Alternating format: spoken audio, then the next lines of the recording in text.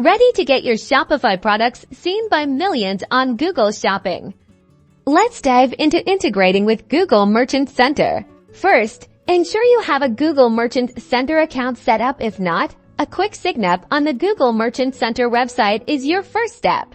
Now head over to your Shopify admin. We'll be using the official Shopify Google and YouTube app. Go to Apps, then search for and install the Shopify Google and YouTube app. This is your primary connection tool. Once installed, follow the prompts to connect your Shopify store to your Google Merchant Center account. This will typically involve signing into your Google account and authorizing the connection.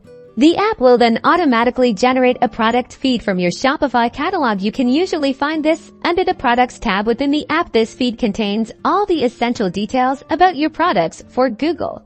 Now, let's optimize. Back in Google Merchant Center, navigate to Products and then All Products. Here, you'll see your imported Shopify products. Crucially, ensure your product titles are descriptive and keyword-rich. Your descriptions are detailed and compelling, and your pricing is accurate. High quality, clear product images are non-negotiable. Google has strict policies for product listings under the Diagnostics tab in Merchant Center.